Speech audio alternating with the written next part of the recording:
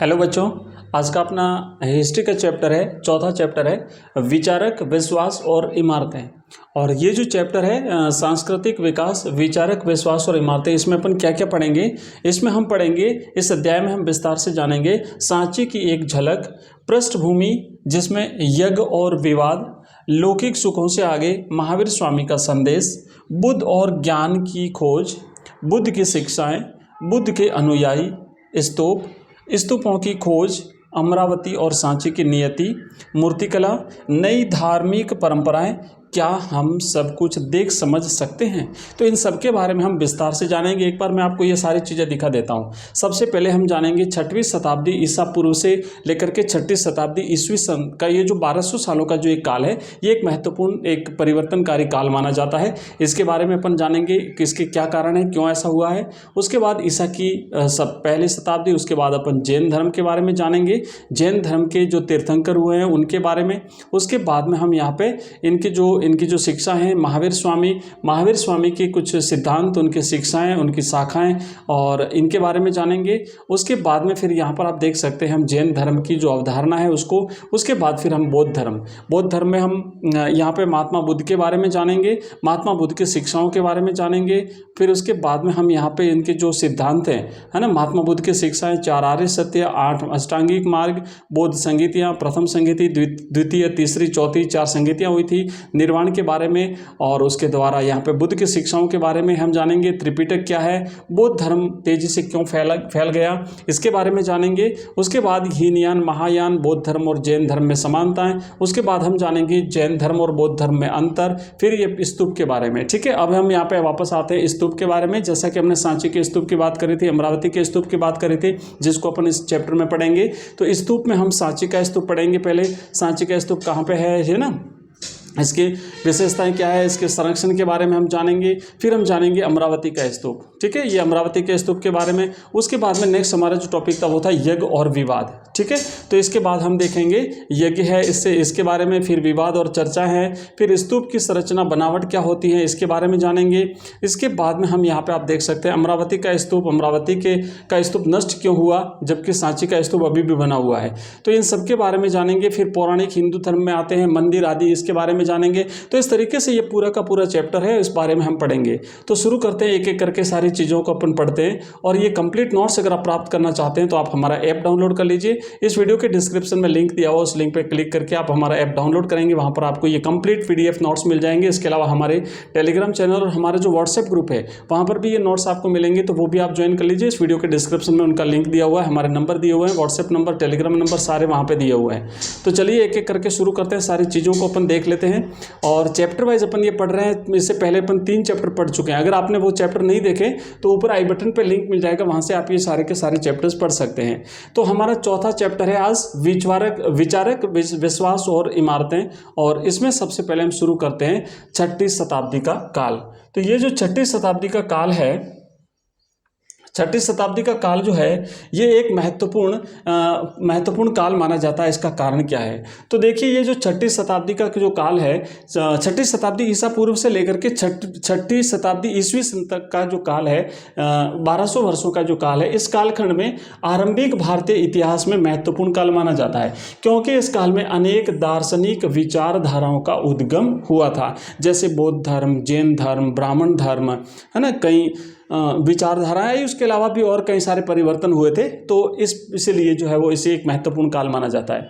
प्रमुख ऐतिहासिक स्रोत, अब देखिए ये जो काल था, इसमें जो विचारधारा आई, इसके ऐतिहासिक स्रोत क्या क्या है हमारे पास, किन चीज़ों से हमें इन सब के बारे में जानकारी प्राप्त होगी। बौद्ध धर्म के बारे में जानकारी, जैन धर्म के बारे में जानकारी, ब्राह्मण धर्म के बारे में जानकारी। तो प्रमुख स्रोत क्या है इतिहास के, तो प्रमुख इतिहास के स्रोतों में देखेंगे बौद्ध धर्म, जैन धर्म और ब्राह्मण धर्म के जो ग्रंथ हैं, उनके जो ग्रंथ हैं, उनकी जो शिक्षाएं हैं, उनकी जो लिखी हुई चीज़ें हैं वो, और इसके अलावा कुछ इमारतें हैं और कुछ अभिलेख प्राप्त हुए हैं। जैसे इमारतों की बात करें, सांची का जो स्तूप है ना, और भी इस प्रकार की कई सारी इमारतें, अमरावती आदि। तो इनसे जो है वो हमें उस समय के उस कालखंड के बारे में पता चलता है। इस कालखंड की हम बात करें 600 ईसा पूर्व से लेकर के 6वीं शताब्दी ईस्वी के बारे में। इस कालखंड की बची हुई इमारतों में सबसे सुरक्षित इमारत की अगर बात करें तो वो है सांची का स्तूप, जो कि मध्य प्रदेश में भोपाल के पास पास जो है वो स्थित है, भोपाल से 20 किलोमीटर दूर। सांची का बौद्ध स्तूप जो है ये बौद्ध धर्म की आस्था का एक महत्वपूर्ण केंद्र माना जाता है, बुद्ध धर्म की आस्था का केंद्र रहा है, जो मध्य प्रदेश की राजधानी भोपाल में सांची कनखेड़ा गांव में एक पहाड़ी पर स्थित है। अब हम बात करेंगे ईसा पूर्व प्रथम शताब्दी। ठीक है, प्रथम शताब्दी ईसा पूर्व आप देखेंगे ये विश्व के इतिहास में काफ़ी महत्वपूर्ण माना जाता था, क्योंकि इस काल में अनेक चिंतकों का उदय हुआ। अब विश्व की बात करते हैं, भारत के साथ साथ विश्व के विभिन्न भागों में भी इस समय प्रथम शताब्दी ईसा पूर्व में बहुत महत्वपूर्ण दार्शनिक विचारधाराओं का जन्म हुआ था, जिसमें हम देखें कि ईरान में जरथुस्त्र हुए थे, चीन में खुंगत्सी हुए थे, यूनान में सुकरात, प्लेटो, अरस्तु हुए थे, और भारत में अगर बात करें तो भारत में महावीर स्वामी और गौतम बुद्ध का आविर्भाव हुआ था। इन दार्शनिक विचारधाराओं का आविर्भाव हुआ था। इन सब विद्वानों ने जीवन के रहस्य और मनुष्यों एवं विश्व व्यवस्था के मध्य संबंधों को समझने की कोशिश की थी। ये सब विद्वान जो दार्शनिक विचारधाराएं थी, इनके जो विद्वान थे, इन्होंने क्या किया, इन्होंने जीवन के रहस्य को जानने का प्रयास किया कि भाई ये जीवन हम क्यों हैं, हम जन्म क्यों लेते हैं, मनुष्य क्यों आता है, पृथ्वी, ईश्वर, है ना, जगत के बारे में, ईश्वर के बारे में, ईश्वर है नहीं है, कैसा है, क्या है, संचार कौन चलाता है, ये सृष्टि कैसे चलती है, सृष्टि क्यों बनी है, इन सब के बारे में जो है इसमें ये इन्होंने जानने का प्रयास किया था। और इसके अलावा मनुष्य और विश्व व्यवस्था के मध्य जो संबंध है, इसके बारे में जानने का प्रयास किया था। इनकी शिक्षाएं, इनके धर्म ग्रंथ, इनके द्वारा दिखाए हुए रास्ते, ये सारी चीज़ें हम इसमें जानेंगे। तो सबसे पहले हम बात करें भारत के, अब चूँकि हमारे सिलेबस में है वो चीज़ें पढ़ेंगे हम, जैन धर्म, बौद्ध धर्म, यज्ञ और विवाद, स्तूप, सांची का स्तूप, अमरावती का स्तूप, उसके बाद ब्राह्मण धर्म जैसे मंदिर आदि, इसके बारे में पढ़ना है। तो शुरुआत करेंगे हम जैन धर्म से। जैन धर्म की बात करते हैं तो देखिए जैन धर्म जो है ये भारत में काफ़ी तेज़ी से, जैन धर्म और बौद्ध धर्म, इनका विकास बहुत तेज गति से हुआ था, भारत में काफ़ी तेज गति से हुआ था। तो जैन धर्म में 24 तीर्थंकर हुए हैं। तीर्थंकर मतलब इनके जो देवता हैं, जो भगवान हुए हैं, ये जिनको मानते हैं, इनके पुरुष जो हुए हैं, जिनका अनुगमन करता है ये धर्म। तो ऐसे 24 इनके जो लीडर्स हुए हैं उनको जो है वो ये तीर्थंकर मानते हैं। इसके जो संस्थापक थे जैन धर्म के, वो थे ऋषभ देव, और इनका दूसरा नाम था आदिनाथ। सबसे पहले जो इनके तीर्थंकर हुए हैं, सबसे पहले जो इनके भगवान हुए हैं जैन धर्म के, उनका नाम था आदिनाथ। आदि मतलब सबसे प्रारंभ, ठीक है। तो आदिनाथ, और साथ ही साथ इनका दूसरा नाम था ऋषभ देव, याद रखिएगा। ऋषभ देव या आदिनाथ को प्रथम तीर्थंकर माना जाता है। देखो यहाँ से छोटे छोटे प्रश्न बन सकते हैं कि जैन धर्म में कितने तीर्थंकर हुए हैं, तो आप लोग बताइएगा। जैन धर्म में 24 तीर्थंकर हुए हैं। जैन धर्म के प्रथम तीर्थंकर कौन हुए हैं, तो ऋषभ देव या आदिनाथ जैन धर्म के प्रथम तीर्थंकर हुए हैं। अब इनके प्रमुख सिद्धांत क्या है जैन धर्म के, तो एक तो है नियतिवाद, अर्थात सब कुछ भाग्य और नियति के अधीन है, ठीक है ना। नियतिवाद ये कहता है कि सब कुछ निश्चित है, नियत है, पहले से तय है क्या होना है क्या नहीं होना है, और एवं पहले से ही निश्चित है, ये नियतिवाद मानता है। जैन धर्म जिन शब्द से निकल करके बना है, जैन धर्म जिन शब्द से निकल करके बना है, जिसका अर्थ होता है विजेता। जिन मैंने जीतना, इंद्रियों को जीतना, है ना, इंद्रियों को जीतना। जैन धर्म ग्रंथों का संकलन अंतिम रूप से 500 ईस्वी के आसपास गुजरात के वल्लभी में हुआ था। जैन धर्म भारत के प्राचीन धर्मों में से एक है, और जैन धर्म की शिक्षाएं 6वीं सदी ईस्वी पूर्व से पहले ही भारत में प्रचलन में थी। तो 6वीं शताब्दी ईसा पूर्व यानी 600 ईसा पूर्व से पहले से प्रारंभ हो चुकी थी भारत में, और ये काफ़ी लंबे समय तक भारत में रहा था। बहुत तेज गति से इसका विकास हुआ था भारत में। जैन परंपरा के अनुसार महावीर से पहले 23 तीर्थंकर हो चुके हैं। इनके जो 24वें तीर्थंकर है वो है भगवान महावीर स्वामी, और 23वें तीर्थंकर भगवान पार्श्वनाथ। तो महावीर स्वामी से पहले 23 तीर्थंकर हो चुके थे, याद रखिएगा। महावीर स्वामी 24वें तीर्थंकर हैं, और महावीर स्वामी जो है ये जैन धर्म के 24वें तीर्थंकर माने जाते हैं। जैन धर्म के पहले तीर्थंकर हमने देखा ऋषभ देव, या इनका नाम है आदिनाथ। 24वें तीर्थंकर है महावीर स्वामी, और इनके 23वें तीर्थंकर है भगवान पार्श्वनाथ, ठीक है। लिखा है जैन धर्म के 23वें तीर्थंकर है भगवान पार्श्वनाथ। अब बात करते हैं तीर्थंकर की। तीर्थंकर का शाब्दिक अर्थ है संसार से पार होने के लिए घाट या तीर्थ का निर्माण करने वाला, एक ऐसा व्यक्ति जो हमें संसार से उस पार ले जाए, इस परे ले जाए, मोक्ष प्रदान करावे। तो ये है तीर्थंकर का। अब देखिए पहले तीर्थंकर की बात करेंगे ठीक है। प्रथम तीर्थंकर, तो प्रथम तीर्थंकर जैन धर्म में हुए हैं ऋषभदेव, जिन्हें इस धर्म का संस्थापक भी माना जाता है। अब देखो प्रश्न ये भी बन सकता है कि जैन धर्म के संस्थापक कौन है। प्रथम तीर्थंकर अगर पूछा जाता है तब भी आपको लिखना है जैन धर्म के प्रथम तीर्थंकर है ऋषभदेव, या फिर अगर आपको उससे पूछा जाए कि इसके संस्थापक कौन है तो वो भी है ऋषभदेव या फिर आदिनाथ। ठीक है। यह अयोध्या के इक्ष्वाकु राजवंश से संबंधित है और इनका प्रतीक चिन्ह था वर्षभ। ठीक है, याद रखिएगा। दूसरे तीर्थंकर हुए हैं अजितनाथ, पहली बार इनका उल्लेख यजुर्वेद में मिलता है, और सारे तीर्थंकर हमें नहीं पढ़ने, इंपोर्टेंट है वो पढ़ेंगे हम। पहले हमने देख लिया ऋषभदेव आदिनाथ, आप लोग याद रखिएगा ये संस्थापक थे। दूसरे थे जिनका नाम था आदित्यनाथ। 19वें तीर्थंकर हुए हैं मल्लीनाथ, इन्हें नेमिनाथ के नाम से भी जाना था, जो कि वासुदेव कृष्ण के समकालीन थे। अब चूंकि कृष्ण के समकालीन है, थोड़ा सा इन्हें याद रखिए। तो ये 19वें तीर्थंकर थे, ये भगवान कृष्ण के समकालीन रहे थे। और बात करते हैं 23वें तीर्थंकर की, 23वें और 24वें। अब ये इंपॉर्टेंट है, इन्हें हमें याद रखना पड़ेगा। 23वें तीर्थंकर जो हुए हैं ये भगवान पार्श्वनाथ हुए हैं, जिन्हें प्रथम ऐतिहासिक तीर्थंकर माना जाता है। इनका जन्म महावीर से करीब 250 वर्ष पूर्व काशी राज्य में हुआ था। महावीर स्वामी 24वें तीर्थंकर हैं, तो इनसे पहले जो है वो तीर्थ। इनके पिता का नाम था अश्वसेन, इनकी माता का नाम था वामा। ग्रह त्याग इन्होंने 30 वर्ष की आयु में किया था। वास्तविक ज्ञान की प्राप्ति 84वें दिन हुई थी इनको, और इनका प्रतीक चिन्ह था सर्प। ठीक है, ये कुछ चीज़ें हैं जो इनसे संबंधित हैं। ऑब्जेक्टिव टाइप में प्रश्न पूछे जा सकते हैं, आप लोग इन्हें याद रखिएगा। नेक्स्ट आगे बढ़ेंगे, और मैं आपको बता दूं जो पीडीएफ अगर आप ये प्राप्त करना चाहते हो तो सारे के सारे पीडीएफ आपको हमारे ऐप में मिलेगी। हमारा ऐप है एजुकेशन राइज नाम से। एक बार फिर से मैं आपको बता देता हूँ, हमारा ऐप जो एजुकेशन राइज है, यहाँ पे मैं लिख देता हूँ नाम इस तरीके से है, एजुकेशन। आप एजुकेशन की स्पेलिंग लिखेंगे एजुकेशन, और पीछे लिखना है आपको RISE राइज।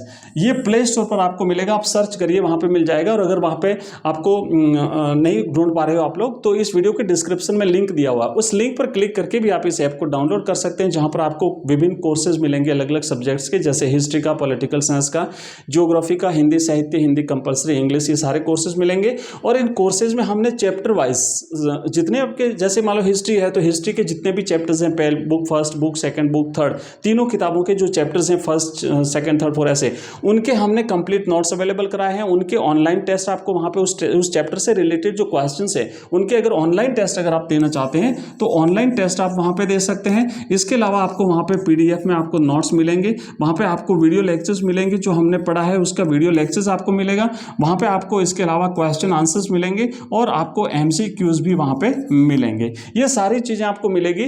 तो आप लोग जो है वो ये कोर्स जो है अगर आप देखना चाहे तो देख सकते हो। और रेट हमने मिनिमम से मिनिमम, आपको इससे कम कहीं पर नहीं मिलेगा, ओनली 99 रुपीज़ है ना। पूरे यूट्यूब पे आपको कहीं नहीं मिलेगी, ओनली 99 रुपीज़ में हमें आपको ये पूरा कोर्स दे रहे हैं, सारे के सारे चैप्टर्स, और उसमें हमने ये सारी चीज़ें आपको बताई जो आपको वहाँ पे मिलेगी। ठीक है, तो ओनली 99 रुपीज़ में पूरी 1 साल की वैलिडिटी के साथ पूरे साल पर आप आराम से पढ़ते रहिए, कंप्लीट सारी चीज़ें आपको मिलेगी वहाँ पे। आपको किताब की भी जरूरत नहीं, सब कुछ उसमें दिया हुआ है। तो ज़रूर आप एक बार इस कोर्स को ज़रूर देखिए और पढ़िए इस कोर्स को। ठीक है, चलिए तो आगे बढ़ते हैं, और यहाँ पे हम देखेंगे नेक्स्ट, फिर से अपन अपने टॉपिक पर आते हैं। हम पढ़ रहे थे जैन धर्म के बारे में, हमने 23वें तीर्थंकर भगवान पार्श्वनाथ के बारे में पढ़ा। 24वें तीर्थंकर जो हैं इस धर्म के, वो है महावीर स्वामी। तो आइए देखते हैं महावीर स्वामी के बारे में हम यहाँ पे पढ़ेंगे। महावीर स्वामी इस धर्म के 24वें तीर्थंकर हैं, और महावीर स्वामी जो है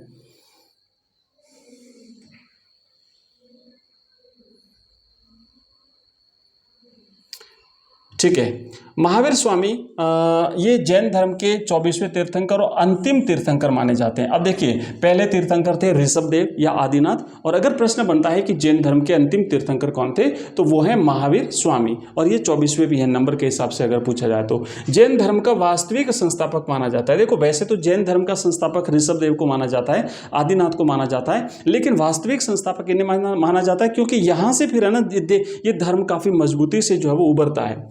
इनका जन्म 599-540 ईसा पूर्व कुंड ग्राम वज्जी संघ वैशाली गणराज्य में हुआ था। अब सन थोड़ा सा आप कंफ्यूजिंग है तो आप इसे छोड़ दीजिए, लेकिन इनका नाम याद रखिए, कुंड ग्राम वज्जी संघ वैशाली गणराज्य में हुआ था। इनकी माता का नाम त्रिशला था, जो कि लिच्छवी शासक चेटक की बहन थी, और इनके कुल था ज्ञात्र कुल था, सिद्धार्थ ज्ञात्र कुल के प्रधान थे। स्वयं का नाम इनका था वर्धमान। इनका मूल नाम जो है महावीर स्वामी का मूल नाम वर्धमान था, बचपन का नाम। ज्ञान प्राप्ति के बाद में इनका नाम जो है वो महावीर स्वामी हो जाता है। इनकी पुत्री थी जिसका नाम था प्रियदर्शना, ये श्वेतांबर परंपरा के अनुसार जो है वो इसका नाम मिलता है। और ज्ञान प्राप्ति इनको वैशाख शुक्ल दशमी को रिजु बालुका नदी के किनारे जो है एक साल वृक्ष के नीचे भगवान महावीर को केवल्य ज्ञान की प्राप्ति हुई थी। केवल्य प्राप्त हुआ था मतलब ज्ञान प्राप्त हुआ था। तो ये आपको याद रखना है कि इन्हें जो है वो केवल्य की प्राप्ति हुई थी वैशाख शुक्ल दशमी को। जिन, जिन से क्या तात्पर्य है? जिन का मतलब होता है इंद्रियों का विजेता, जिन मैंने जीतना, इंद्रियों को जीतने वाला जिन कहलाता है। प्रथम उपदेश इन्होंने विपुलाचल पहाड़ी राजगृह के मेदपुर में दिया था। प्रथम शिष्य जामाली जो महावीर स्वामी के दामाद थे, इनके खुद के जो स्वयं के दामाद थे, उनको पहला उपदेश इन्होंने दिया था। प्रथम शिष्य इनकी चंदना थी, चंपा नरेश अंग नरेश की पुत्री थी। उपदेश की भाषा इन्होंने प्राकृत भाषा में उपदेश दिए थे। ध्यान रखना आपको, अगर जैन धर्म की अगर भाषा पूछी जाए, जैन धर्म के जो ग्रंथ हैं उनकी भाषा जो अगर पूछी जाए तो वो प्राकृत भाषा है, ध्यान रखना, और बौद्ध धर्म की पाली भाषा है।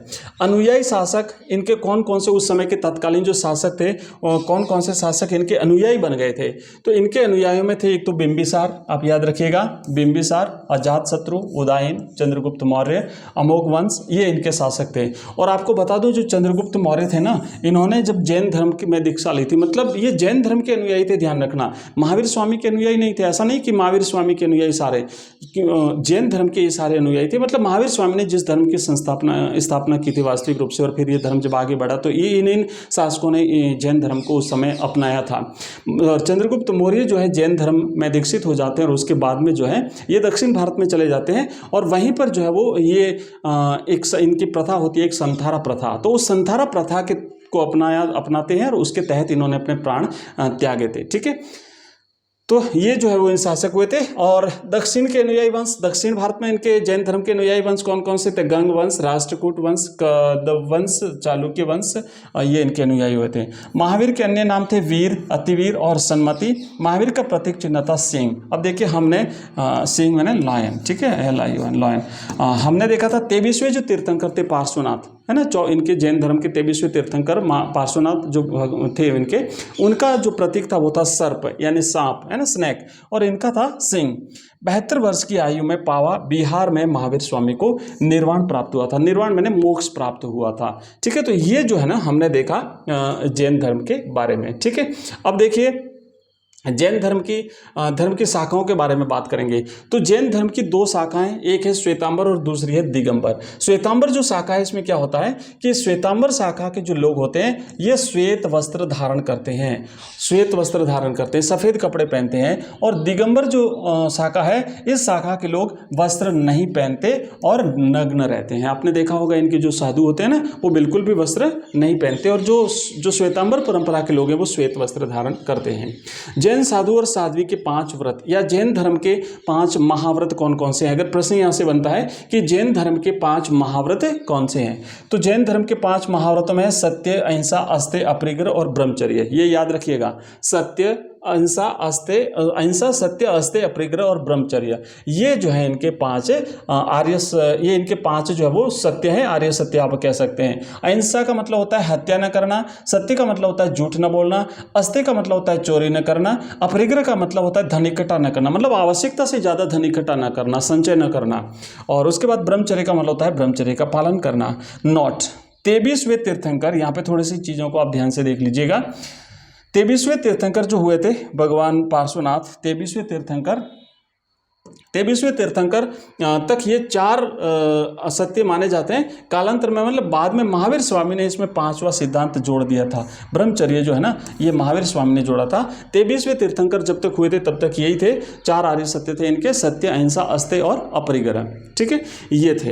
अब प्रसिद्ध जैन तीर्थ जो है वो कौन कौन से हैं अपन यहाँ पे देख लेंगे। जैन धर्म के प्रसिद्ध तीर्थ, ये पर्वत जिन पर प्रसिद्ध जैन तीर्थ स्थल है, एक तो है संमेद शिखर जो कि झारखंड में है, शत्रुंजय एक गुजरात में है, और गिरनार ये भी गुजरात में है। तो ये प्रमुख जैन धर्म के तीर्थ स्थल हैं। प्रमुख जैन गुफा है उदयगिरी और खंडगिरी उड़ीसा में, और एलोरा जो है ये महाराष्ट्र में है।